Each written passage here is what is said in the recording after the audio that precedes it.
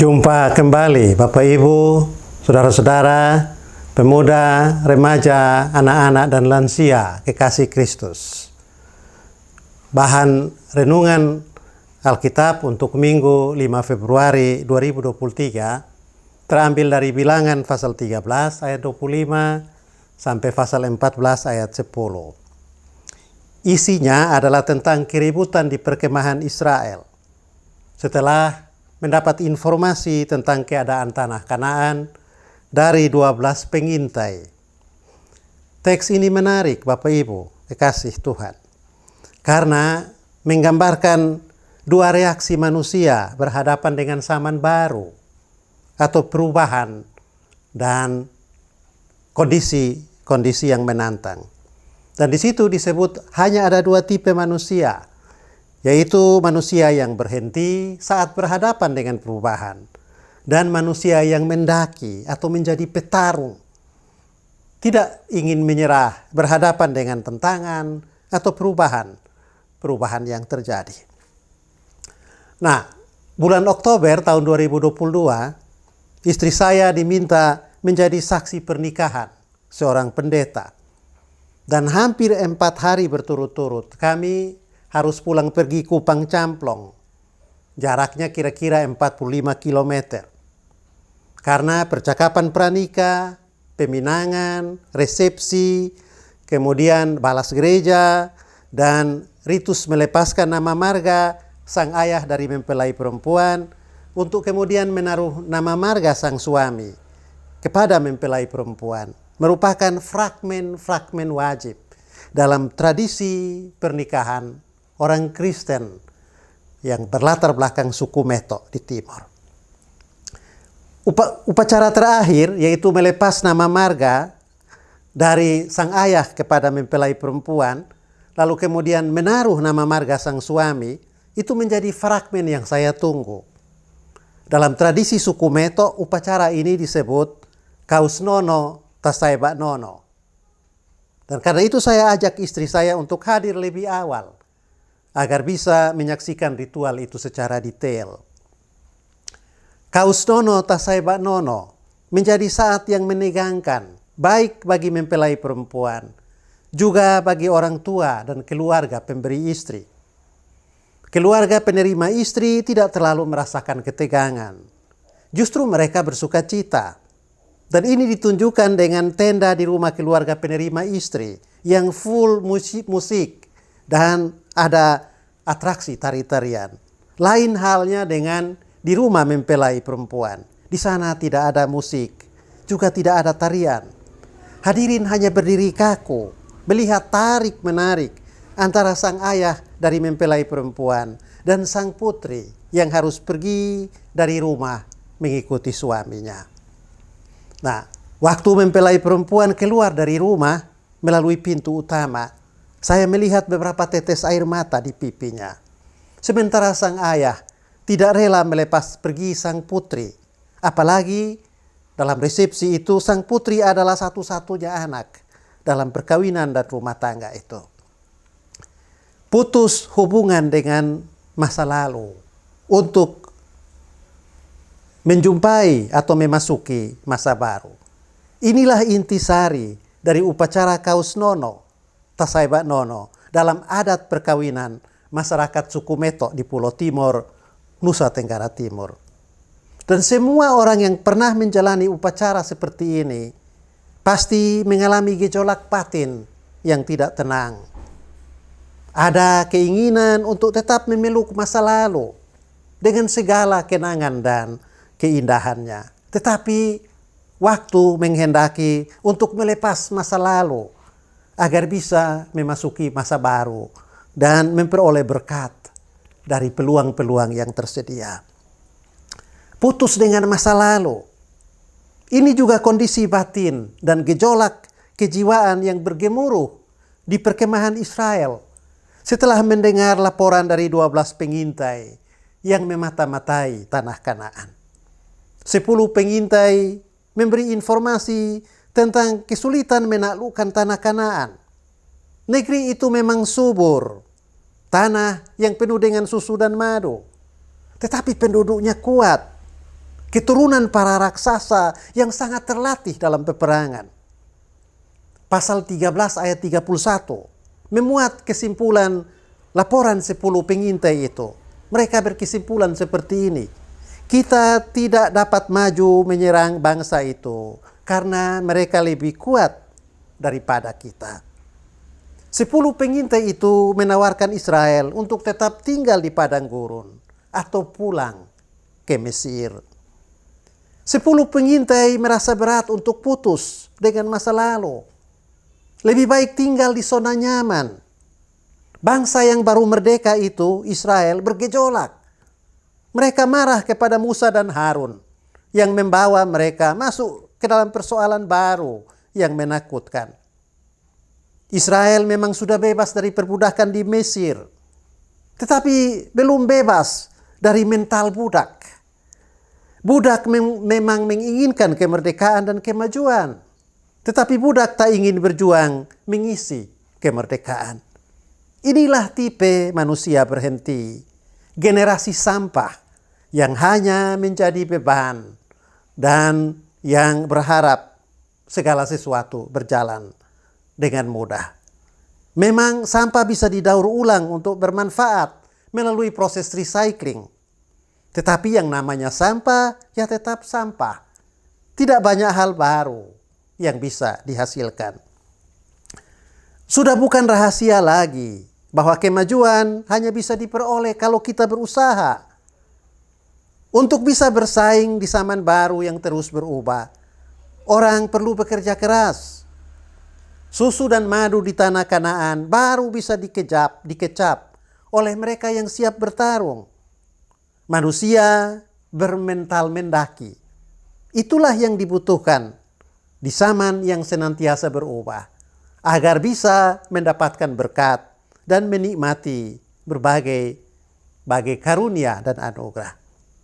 Kerja keras, kerja cerdas, kerja tuntas, dan kerja ikhlas perlu dijadikan spirit kehidupan berhadapan dengan zaman baru. Allah memang menyediakan berkat, tetapi manusia juga harus berkeringat. Berkat beda dengan janji. Janji bersifat satu arah.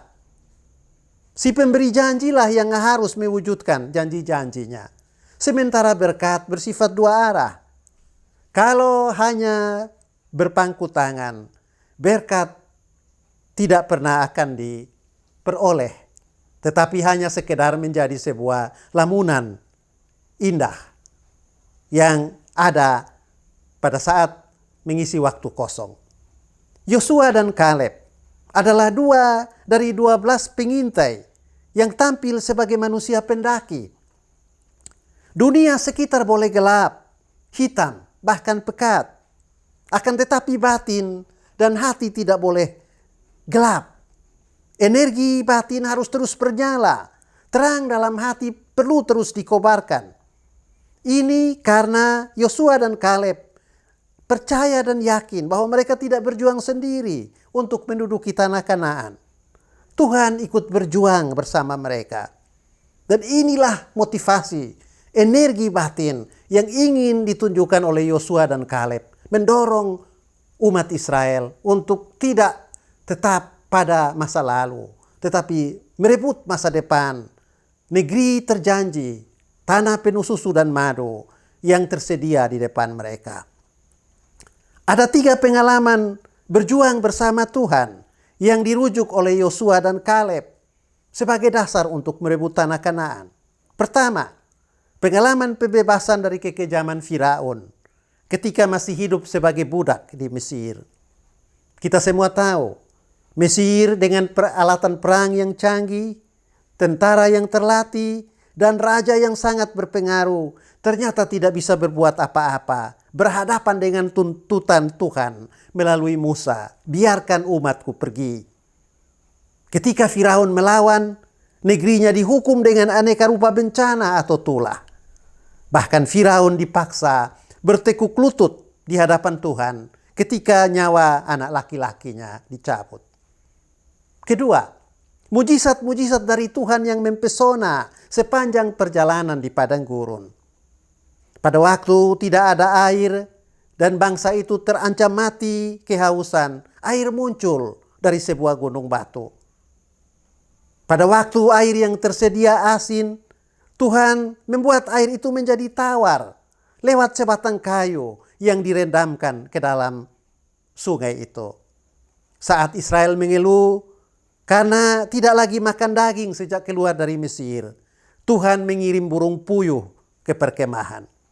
Tiap-tiap pagi ada kiriman mana, roti bagi Israel. Dan Israel tidak perlu bekerja. Mereka cukup keluar tenda, membawa bokor atau bakul, memungut roti untuk keperluan satu hari. Pengalaman ketiga, waktu satu gerombolan bandit, orang Amalek, mencegat orang Israel saat ada di padang gurun. Bandit-bandit ini sangat terlatih. Mereka menjadi perampok yang menakutkan setiap kafilah di padang gurun. Tetapi lihat saja, tanpa senjata, Israel mengatasi bandit-bandit itu. Dan kuncinya hanya satu. Cukup Musa berdiri di sebuah puncak bukit dan mengangkat tangannya terbuka. Kalau tangan Musa terangkat, Israel lebih kuat dan memukul bangsa Amalek.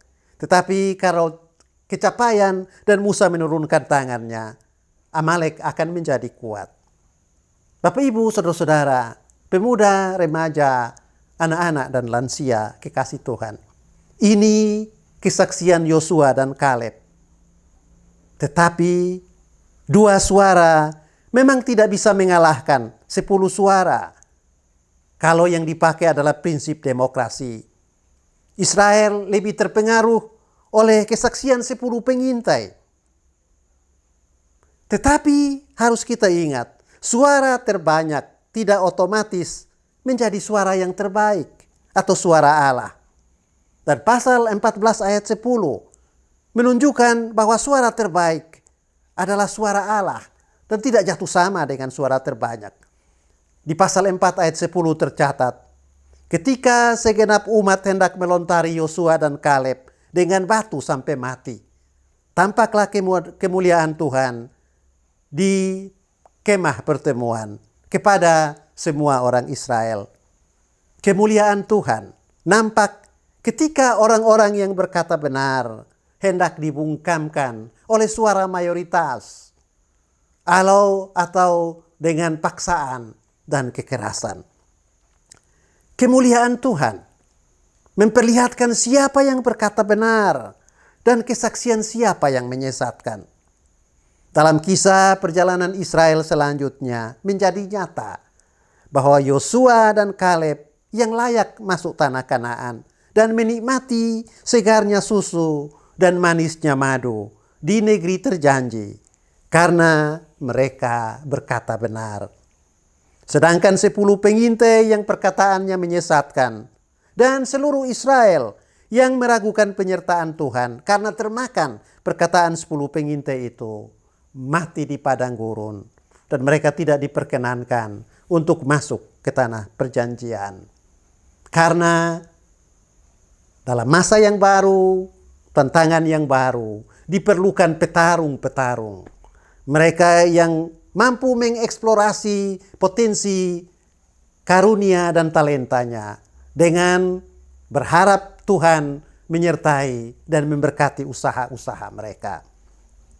Bapak Ibu saudara-saudara, ini bulan kedua dari tahun 2023, tahun yang penuh dengan tantangan sekaligus berkat.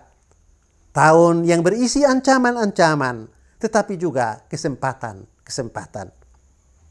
Sudah banyak orang yang berkata bahwa 2023 adalah tahun multikrisis akibat perang Rusia-Ukraina. Suara terbanyak belum tentu sama dengan suara Tuhan. Maka jalanilah tahun 2023 sebagai manusia pendaki. Jauhkanlah sikap sebagai manusia yang berhenti atau bermental budak. Bertarunglah untuk merebut karunia dan berkat-berkat 2013 dalam percaya bahwa kemuliaan Tuhan akan nampak dalam pekerjaan dan karya orang-orang yang memperhatikan norma-norma nilai-nilai etika dan prinsip-prinsip kekudusan dan kebenaran dari Tuhan.